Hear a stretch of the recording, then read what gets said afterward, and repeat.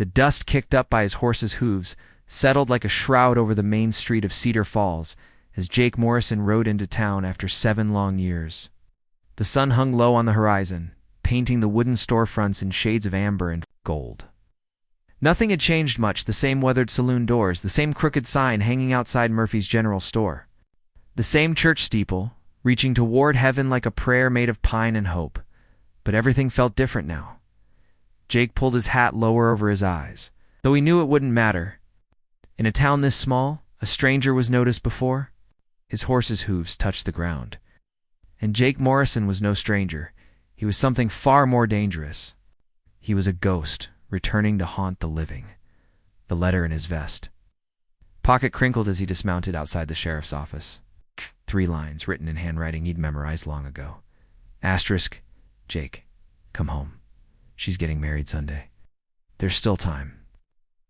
That was tomorrow. The irony wasn't lost on him that his brother had sent the message to reach him in Tombstone, where Jake had been cleaning up the mess left by another man's mistakes. 7 years of wearing a badge, 7 years of trying to wash the blood off his hands with law and order. Now he was back where it all began, where she was. Jake tied his horse to the post and stepped onto the wooden walkway, spurs chiming a lonesome tune. Through the window of the dress shop across the street, he caught a glimpse of white fabric and lace. His heart stopped, then kicked like a wild Mustang. Don't be her, he thought. Please, God, don't let it be her. But even as the prayer formed, in his mind he knew it was useless. He'd always been able to sense her presence like a wolf sensing the moon. She was here, probably putting the final touches on a dress that would make her someone else's wife. Well, I'll be damned.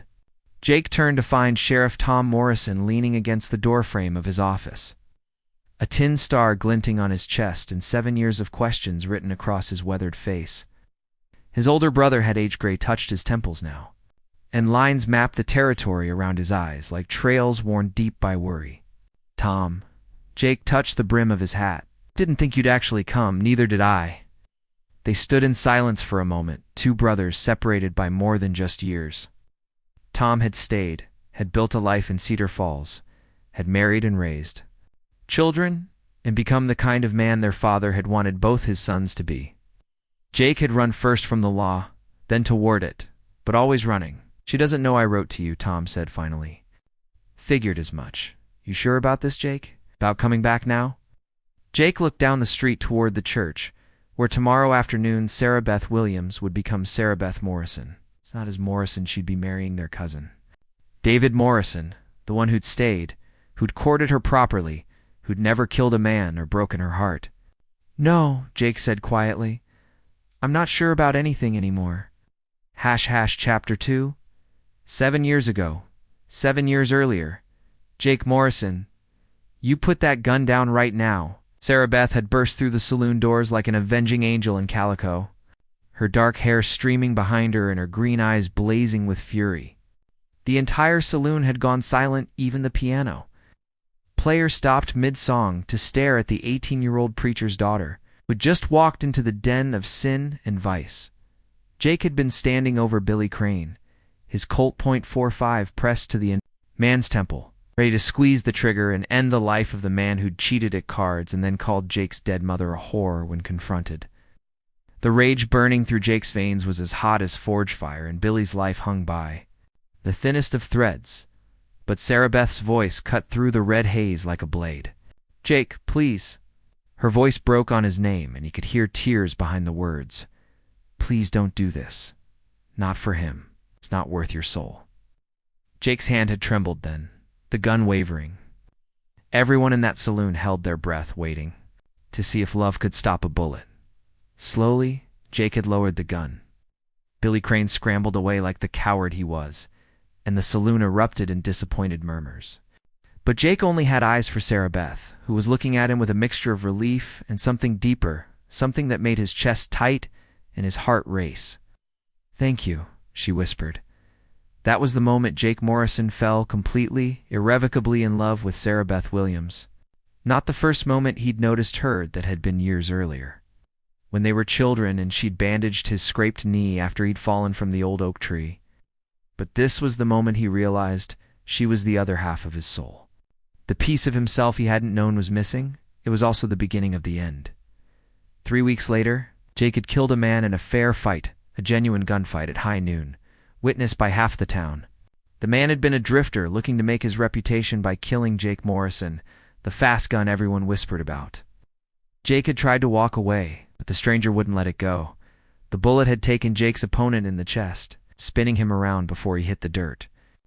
Jake had stood there, smoking Colt in his hand, looking down at another man's life bleeding out in the street, and he'd known his time in Cedar Falls was over. "I have to go," he'd told Sarah Beth that night, standing beneath her bedroom window, like some lovesick Romeo. "The territorial marshal will be here soon, and even if it was a fair fight, there'll be questions. And there'll be others men looking to test themselves against the one who killed Quick Draw Charlie. Then we'll face it together," she'd said, tears streaming down her face. "We'll get married tonight, right now. Preacher Williams will do it. He's my father. He has to." Jake had wanted nothing more than to climb through that window, take her in his arms, and never let her go. But he loved her too much to curse her with his name and his reputation. "I won't make you a widow before you're 20, he'd said. "I won't make your children orphans. You're not giving me a choice, Jake." "Morrison." "No," he'd agreed, his heart breaking with every word. "I'm not." He'd kissed her then, long and desperate and full of all the words he couldn't say. Then he'd walked away, leaving her sobbing in the window, and ridden out of Cedar Falls before dawn. He'd never expected to return. Chapter 3. The Dress. Shop. The bell above Murphy's door chimed as Jake stepped inside, the familiar scent of fabric and thread washing over him. Mrs. Murphy looked up from behind the counter, her round face going pale as recognition dawned. "Jake Morrison," she breathed. "As I live and breathe, ma'am." Jake touched his hat brim. "I was wondering if I might have a word with Miss Williams." Mrs. Murphy's eyes darted toward the back room, where the sound of rustling fabric could be heard. "Jake, I don't think it's all right, Mrs. Murphy." The voice that had haunted Jake's dreams for 7 years drifted from the back room, followed by the woman who owned it. Sarah Beth Williams appeared in the doorway, and Jake's breath caught in his throat. She was more beautiful than memory had painted her. The girl's softness had given way to a woman's grace, her figure fuller, her face more defined. Her dark hair was pinned up in an elegant style that made her neck look like a swan's, and her green eyes held depths that hadn't been there 7 years ago. Depths carved by sorrow and disappointment and the kind of hard-won wisdom that came from loving someone who left. But it was the dress that nearly brought Jake to his knees. White silk and lace, fitted perfectly to her form, with tiny pearl buttons marching up the bodice like a row of perfect teardrops. A wedding dress. His cousin's wedding dress? "Hello, Jake." Her voice was steady, controlled, but he could hear the tremor underneath. Sarah Beth couldn't manage more than her name. They stood looking at each other across the small shop, while Mrs. Murphy busied herself with sudden and urgent tasks that took her to the far corner. The years collapsed between them like a house of cards. And Jake was 22 again, dying for love of this woman, and too proud and too scared to fight for her. "You look," he swallowed hard. "You look beautiful." Bitter smile crossed her lips. "Thank you. Though I imagine that's not what you came to say." "Tom sent for me. I figured as much." Tom Morrison never could mind his own business. She moved closer, and Jake caught the scent of lavender and something uniquely her. "You shouldn't have come, Jake. Probably not. David is a good man.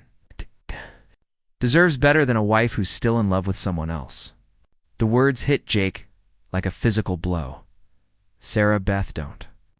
She held up a hand, and he saw that her fingers trembled. "Don't say anything that will make this harder than it already is. I've built a life here, Jake. A good life. David loves me, and I care for him deeply. But you don't love him." It wasn't a question, and they both knew it. Sarah Beth's composure cracked. Just for a moment, and Jake saw the girl he'd left behind, the one who'd begged him to stay, to fight for them, to choose love over fear. "Love isn't enough," she whispered. "I learned that 7 years ago when the man I loved chose his pride over my heart." I chose your safety over my selfishness, Jake said roughly. No, I chose your future over my own desires. I loved you enough to let you go. You loved yourself enough to run away. The words exploded from her, 7 years of hurt and anger pouring out like water from a broken dam. You made a choice for both of us without giving me a voice. You decided what was best for me, like I was a child who couldn't think for herself. I had blood on my hands and a reputation that would have followed us wherever we went. What kind of life would that have been for you? Our life. She was crying now, tears streaming down her face and dripping onto the white silk of her wedding dress. It would have been our life, and that would have been enough. Jake stepped forward without thinking, reaching for her, but she backed away. No, she said, wiping her eyes. No, Jake, I won't do this. I won't let you break my heart again. I never wanted to break your heart, but you did. And now you're back, the night before my wedding, expecting what? That I'll run away with you? That I'll leave David at the altar like some dime novel heroine? Jake looked at her standing there in her wedding dress, tears drying on her cheeks, and felt something inside him crumble. She was right. He'd come back expecting her to drop everything for him, to forgive 7 years of silence and abandonment because he'd finally found the courage to return. I don't know what I expected, he admitted. I couldn't let you marry him without knowing that I came back, without knowing that I never stopped. Don't. She closed her eyes. Please don't say it.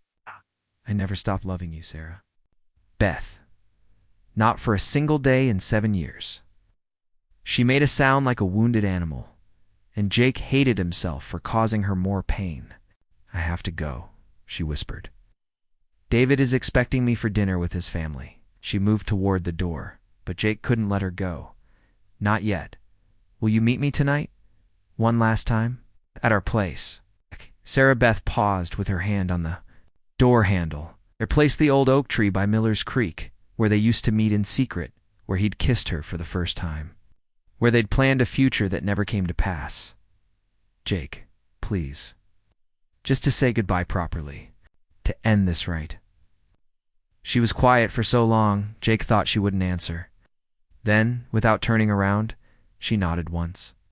Midnight, she said, and walked out into the dying light. Chapter 4.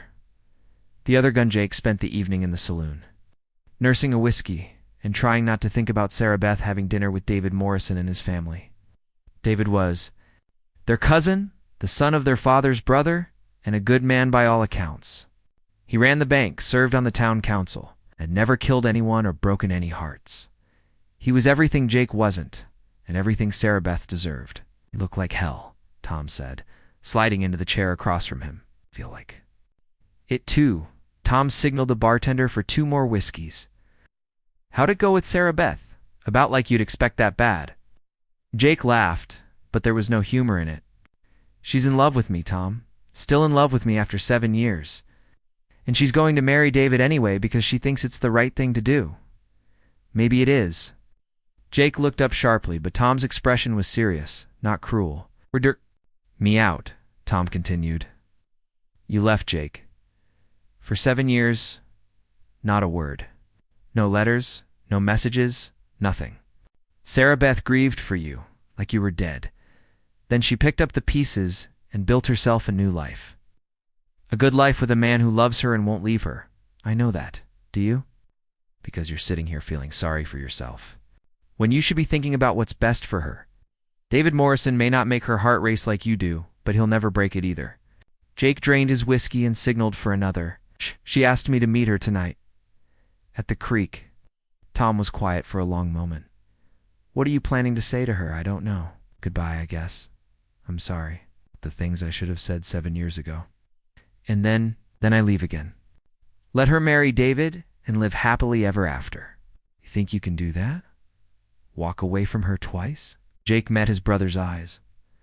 I love her enough to try. At 11:30, Jake left the saloon and walked through the quiet streets toward Miller's Creek. The moon was full, casting silver light over the familiar path he'd walked so many times as a young man. The old oak tree stood where it always had, its massive trunk scarred by time and weather, its branches reaching toward the stars like arms raised in supplication. Sarah Beth was already there, sitting on the fallen log where they used to sit. Together, she'd changed out of her wedding dress and into a simple blue dress that made her look like the girl he'd fallen in love with all those years ago. Her hair hung loose around her shoulders, catching the moonlight like captured starlight. "Wasn't sure you'd come," Jake said, settling beside her on the log. "Neither was I." They sat in silence for a while, listening to the creek babble over the stones and the night sounds of the prairie. Somewhere in the distance, a coyote called to its mate, and the sound made Jake's chest tight with longing. "Do you remember the first time we kissed?" Sarah Beth asked finally. "Right here under this tree. We were 16, and your father had just given the sermon about the evils of dancing. You said you wanted to know what all the fuss was about. You said you'd be happy to show me, but only if I was sure. You were so sure, so brave." Jake smiled at the memory. "I was terrified I'd do it wrong. You didn't." Her voice was soft, wistful. "It was perfect. You were perfect." She turned to look at him then, and in the moonlight he could see the tears gathering in her eyes again. "Why'd you stay away so long, Jake? If you loved me the way you say you did, why didn't you? Right. Why didn't you send word that you were alive and well?" Jake looked down at his hands, weathered and scarred from 7 years of living by the gun. "Because I was a coward. Because every day I stayed away, it got harder to come back. Because I convinced myself you were better off without me, and the longer I stayed away, the more true that became. I waited for you," she whispered. "For 2 years, I waited. I turned down 3 marriage proposals because I kept thinking you'd come back for me. Sarah Beth and then David started courting me, and he was so patient, so kind. He knew I was in love with someone else, but he said he didn't care. He said love could grow if it was tended properly, like a garden." She wiped her eyes with the back of her hand. "So I tried to let it grow. I tried to love him the way he deserved to. Be loved. But you couldn't know. I couldn't. Every time he kissed me, I thought of you. Every time he held my hand, I remembered yours. I've been so unfair to him, Jake. He deserves a woman who loves him completely, not one who's haunted by ghosts." Jake reached for her hand, and this time she didn't pull away. Her fingers were cold and small in his, and he wanted to warm them, to hold them forever. You could still know. She squeezed his hand once, then let go. "I made a promise to David, and I intend to keep it. Won't be the kind of woman who runs away from her word. Even if it means spending your life with the wrong man? David isn't the wrong man, Jake. He's just not. You." The words hung in the air between them, heavy with sorrow and regret. Jake felt something break inside his chest, some last hope he'd been clinging to without realizing it. "I should go," he said, starting to rise. "Wait." Sarah Beth caught his arm. "There's something I need to tell you.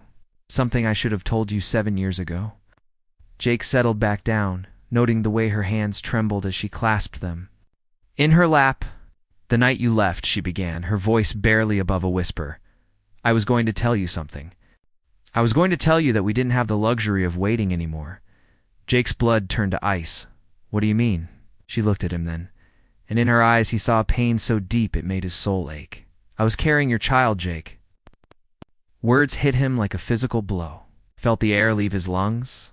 Felt the world tilt on its axis. "Sarah Beth, I lost the baby 3 months after you left." Her voice was steady now, matter of fact, but he could hear the carefully controlled grief underneath. "The doctor said it was the stress, the heartbreak. My body couldn't hold on to what my heart had already lost." Jake felt like he was drowning in sorrow, like the weight of 7 years of mistakes was pulling him under. "Why didn't you tell me? Why didn't you send word? What would have been the point? We were already gone, and bringing you back wouldn't have brought back our child." She wiped her eyes again. "Besides, I knew you'd blame yourself, and you'd already taken on enough guilt to last a lifetime." Jake buried his face in his hands, overcome by the magnitude of what they'd lost. Not just their love, not just their future, but their child, a little life that had flickered into existence and then vanished like a candle in the wind. "I'm so sorry," he said, the words inadequate but all he had. "Sarah Beth, I'm so damned sorry. I know you are." She touched his shoulder gently. "And I forgive you, Jake. I forgave you years ago." I had to, or the bitterness would have eaten me alive. They sat in silence again, but this time it was different. The secrets between them had been aired, the old wounds opened and cleaned. It didn't make the pain less, but it made it cleaner, somehow in its grief instead of festering regret. I want you to know, Jake said finally, that if I'd known, if I'd had any idea, I would have stayed. I would have married you and faced whatever came, I know. And I want you to know that every choice I made after leaving here was shaped by loving you.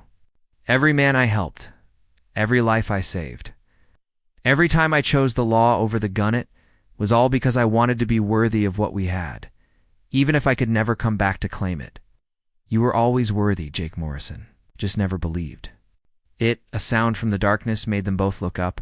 His footsteps on the path, boots on stone. Jake's hand moved instinctively to his gun as a figure stepped into the moonlight. David Morrison stood at the edge of the clearing. His face pale and stricken, he was holding a gun, an old Navy Colt that looked like it hadn't been fired in years, and his hand was shaking. "David," Sarah Beth gasped, rising from the log. "What are you doing here?" "I came looking for you," David said, his voice tight with pain and something darker. "When you didn't come home from the dress fitting, I got worried," Mrs. Murphy said. Jake had been there. So, He looked between them, taking in their proximity, their obvious intimacy. "I can see I was right to be concerned." Jake stood slowly, his hands visible and away from his weapon. "David, this isn't what it looks like, isn't it?" David's laugh was bitter. "My fiancée, meeting her former lover in secret the night before our wedding." "What exactly should it look like, cousin?" "We're saying goodbye," Sarah Beth said, moving toward David with her hands outstretched. "It came back to make peace with the past, and I wanted to end things properly between us. That's all." "Is it?" David's gun wavered toward Jake. "Because it seems to me like maybe you're planning to run off together. Leave me standing at the altar like a fool." "No," Sarah Beth said firmly. "I gave you my word, David. I'm going to marry you tomorrow, just as we planned." "Even though you love him?" The question hung in the air like smoke from a fired gun. Sarah Beth's face crumpled, and Jake saw the exact moment her heart broke all over again. "Yes," she whispered, "even though I love him." David's face went through a series of expressions: pain, anger, resignation, and finally, a kind of bitter acceptance. "Put the gun down, David," Jake said quietly. "This isn't the way to solve anything, isn't it? Seems simple enough to me. I remove the obstacle, and Sarah Beth learns to love me properly. She'll never forgive you if you kill me, and you'll never forgive yourself." David's hand shook more violently, and for a moment Jake thought his cousin might actually pull the trigger. Then David's shoulders sagged, and the fight went out of him like air from a punctured balloon. "You're right," David said, lowering the gun. "I'm not a killer, Jake. I'm not like you." The words stung, but Jake knew they were true. David was a good man who'd been pushed to the edge by circumstances beyond his control. "No," Jake agreed. "You're better than me. You always have been." David looked at Sarah Beth, who stood frozen between the two men who loved her.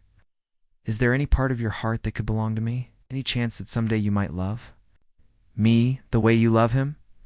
Sarah Beth's face was wet with tears, but her voice was steady when she answered. "I don't know, David. I honestly don't know. But I'm willing to try if you are. I'm willing to spend the rest of my life trying to be worthy of your love." "And what about him?" David nodded toward Jake. "What happens to Jake?" Jake answered before Sarah Beth could. "I leave tonight. I go back to my life, and I don't come back again." "Jake, no," Sarah Beth started. "It's for the best." Jake looked at her one last time, memorizing her face in the moonlight. "David's right. As long as I'm here, you'll never be able to move forward. Neither of you will." He walked toward his horse, but David's voice stopped him. "Jake." Jake turned back. "Take care of yourself, cousin, and ... thank you for doing the right thing." Jake nodded once, then mounted his horse and rode away from Miller's Creek, from Sarah Beth, from the life he might have had. Behind him, he heard Sarah Beth sob once, but he didn't look back. He couldn't afford to look back. Chapter 5. The morning of Sarah Beth's wedding, dawned clear and bright, with the kind of endless blue sky that made the prairie look like it stretched all the way to heaven. Jake had spent the night camped outside town, telling himself he was just resting before the long ride back to Tombstone. He was lying to himself, and he knew it. The truth was, he couldn't leave without seeing her one last time, even from a distance. Even if it killed him. At 2:30, Jake positioned himself on the hill overlooking the church. From there, he had a clear view of the front steps and the crowd of well-wishers gathering for the ceremony. He pulled out his spyglass, a habit from his law enforcement days, and trained it on the church. People were filing in, dressed in their Sunday best. He recognized most of them, though some had aged beyond recognition. Mrs. Henderson from the boarding house. Old Doc Freely, the Carpenter family with their brood of tow-headed children. Normal people living normal lives, gathering to celebrate. A normal wedding. Tom appeared on the church steps, looking uncomfortable in his formal coat, said something to David, who nodded and adjusted his tie for what must have been the 10th time. David looked nervous, but determined, like a man about to face down a charging bull. Then the church doors opened, and Sarah Beth appeared. Jake's breath caught in his throat. She was radiant in her white dress, her dark hair crowned with flowers, her face serene and beautiful. She looked like an angel, like a prayer made flesh. Like everything good and pure and worth fighting for in the world, she also looked like she was walking to her own execution. Jake could see it in the set of her shoulders, the careful way she held her smile, the slight tremor in her hands as she took her father's arm. This was a woman doing her duty, keeping her word, sacrificing her happiness for the greater good, just like her mother had taught her, just like Jake had taught her. 7 years ago, the procession began, and Sarah Beth walked down the aisle toward a future that didn't include the man she loved. Jake watched through his spyglass as she took her place beside David. As the preacher began to speak, as the ceremony of holy matrimony commenced, dearly beloved Preacher Williams began, his voice carrying on the still air. "We are gathered here today to join this man and this woman in holy wedlock. ... Jake closed his eyes and tried to find the strength to ride away. This was what he'd come back to do, to ensure Sarah Beth's happiness, even if it meant his own misery. She would have a good life with David, a safe life, a respectable life. She would have children and grandchildren and die peacefully in her bed, surrounded by people who loved her. It was more than Jake could ever give her. If any person has a reason these two should not be joined in marriage," Preacher Williams continued, "let him speak now, or forever hold his peace." The church fell silent. Jake opened his eyes and trained the spyglass on Sarah Beth's face. At this distance, he could see the single tear that tracked down her cheek, and in that moment, Jake Morrison finally found his courage. He didn't think. He didn't plan. He simply spurred his horse down the hill and rode toward the church like all the demons of hell were chasing him. His horse's hooves thundered on the hard-packed earth, and people began turning in their seats as the sound echoed through the open church doors. Jake pulled up outside the church, dust swirling around his horse's legs, and dismounted in one fluid motion. He pushed through the church doors, his spurs chiming on the wooden floor, and walked down the aisle toward the altar. "I object," he said, his voice carrying to every corner of the church. The congregation erupted in shocked murmurs. David went pale, and Preacher Williams looked like he'd swallowed his tongue. But Jake only had eyes for Sarah Beth, who was staring at him with a mixture of hope and terror. "Jake," she breathed. "I'm sorry," Jake said, stopping in front of the altar. "I'm sorry to interrupt, and I'm sorry for the spectacle, but I can't let this happen." "You have no right," David started, but Jake cut him off. "You're right, I don't. But I love her, David, and she loves me, and that has to count for something." "Jake, don't do this," Sarah Beth whispered, but there was no real conviction in her voice. "7 years ago, I made the biggest mistake of my life when I rode away from you. I told myself it was for your own good, but the truth is I was scared. Scared of not being good enough, scared of not being able to protect you, scared of failing you the way I'd failed everyone else who'd ever depended on me." Jake looked around the church, at all the faces staring back at him, some shocked, some disapproving, some openly curious. "I've spent 7 years trying to make up for that mistake," he continued. 7 years wearing a badge, trying to bring justice instead of vengeance. He's trying to be the kind of man who deserves a woman like Sarah Beth Williams. I may not be there yet, but I'm closer than I was when I left. He turned to David, who was standing rigid with hurt and anger. "David, you're a good man, a better man than me in a lot of ways. Sarah Beth would have a good life with you, a safe life, and if she chose you freely, I'd respect that choice. But she's not choosing you, she's settling for you because she thinks she doesn't have any other options, and you think she does." David's voice was tight with controlled emotion. "I think she deserves to choose for herself. I think she deserves to hear all her options before she makes a decision that will affect the rest of her life." Jake turned back to Sarah Beth, who was clutching her bouquet so tightly her knuckles were white. "Sarah Beth Williams," he said, loud enough for the whole church to hear, "I love you. I have loved you since we were children, and I will love you until the day I die. I know I hurt you, and I know I don't deserve a second chance, but I'm asking. For one, anyway." He reached into his vest pocket and pulled out something small and gold, a ring that had belonged to his mother. The ring he'd been carrying for 7 years, waiting for the courage to offer it. "Marry me," he said, dropping to one knee right there at the altar. "Not because it's safe or sensible or what everyone expects, but because you love me and I love you, and that's the only reason that matters." The church was so quiet Jake could hear his own heartbeat. Sarah Beth stared down at him, tears streaming down her face, the bouquet trembling in her hands. "Jake," she whispered, "I can't. I gave David my word. I release you from it." Everyone turned to look at David, who was standing straight and proud despite the pain written across his face. "I release you from your promise," David said, his voice steady and clear. "Choose freely, Sarah Beth. Choose with your heart." For a moment that felt like eternity. Sarah Beth stood frozen between her past and her future, between duty and desire, between the safe choice and the choice that would make her soul sing. Then she dropped her bouquet, hiked up her skirts, and launched herself into Jake's arms. Yes, she sobbed against his neck. Yes, yes, 1,000 times yes. The church erupted in cheers and applause as Jake swept Sarah Beth into his arms and kissed her like he'd been dying of thirst, and she was. "Cool water?" Someone, probably Tom, started whooping. Soon half the congregation was on their feet, clapping and shouting approval. When they finally broke apart, Sarah Beth was laughing through her tears. "You magnificent fool," she said, framing his face with her hands. "Do you have any idea what you've just done?" "I've claimed the woman I love," Jake said, sliding his mother's ring onto her finger. "Everything else is just details. Details like where we'll live, what we'll do, how we'll make a living." "I've got some money saved," Jake said, standing and pulling her close. "And there's a town in Colorado that's been asking me to be there, Sheriff. It's small, quiet, the kind of place where a man can make a fresh start. With his wife," Sarah Beth added, admiring the ring on her finger. "Always." "With his wife," Jake agreed.